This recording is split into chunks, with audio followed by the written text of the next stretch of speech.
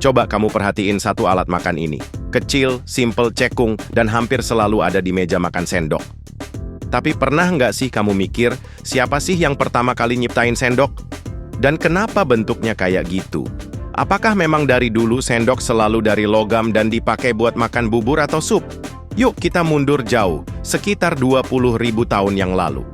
Zaman ketika manusia masih tinggal di gua, hidup berburu dan mengumpulkan makanan.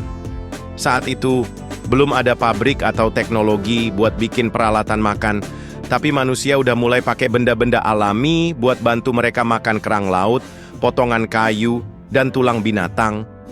Bentuknya, cekung, mirip banget kayak sendok. Fungsinya, sama juga buat nyendok makanan cair atau lunak. Ini versi paling purba dari sendok yang kita kenal hari ini. Nah, salah satu peradaban pertama yang mengangkat derajat sendok adalah Mesir kuno. Sekitar 3.000 tahun sebelum Masehi, mereka udah bikin sendok dari gading, kayu keras, bahkan batu. Tapi jangan bayangin sendok buat makan ya, fungsi utamanya justru buat ritual keagamaan. Sendok dihiasi ukiran dewa-dewa Mesir dan jadi simbol kekuasaan spiritual. Sementara itu di Yunani dan Romawi kuno, sendok mulai dipakai buat kebutuhan makan sehari-hari. Orang Romawi bahkan punya 2 jenis sendok, yang satu buat makan dan yang satu lagi buat tuang saus. Mereka udah bikin sendok dari perunggu dan perak, dan bentuknya bener-bener mirip kayak sendok sekarang, ada gagang panjang dan ujungnya cekung. Masuk ke abad pertengahan Eropa, sendok makin jadi barang mewah.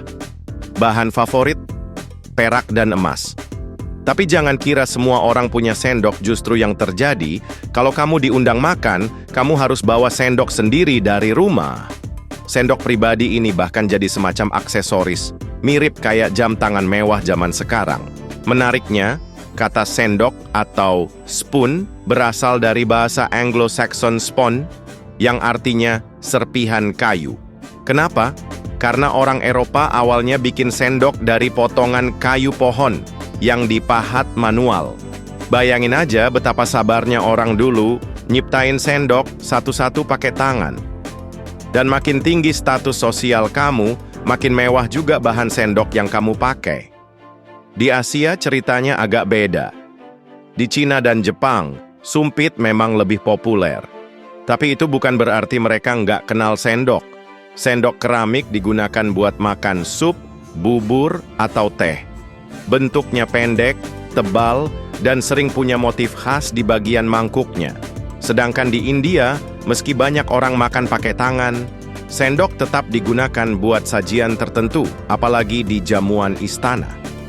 Nah, masuk ke era revolusi industri di abad ke-19, sendok mengalami perubahan besar. Muncul bahan stainless steel yang kuat, tahan karat, dan bisa diproduksi massal. Inilah titik balik di mana sendok jadi alat makan yang terjangkau dan universal. Setiap rumah kini bisa punya sendok sendiri, bukan cuma milik bangsawan atau kaum elite. Tapi jangan salah, meski bentuk dasarnya sama, tiap budaya punya versi unik sendok. Misalnya, sendok nasi di Asia Tenggara cenderung lebih lebar. Di Tiongkok, sendok sup punya mangkuk yang bulat lebar dan gagang pendek. Lalu ada sendok teh ala Inggris yang kecil, elegan, dan biasanya dipakai buat aduk teh sore hari. Ada juga spork gabungan antara sendok dan garpu yang biasanya dipakai di restoran cepat saji. Sendok pun makin fleksibel, bahkan kadang digabung dengan pisau jadi alat makan serbaguna. Salah satu fakta menarik adalah peran sendok dalam budaya. Di beberapa negara, memberikan sendok perak ke bayi yang baru lahir dipercaya membawa keberuntungan.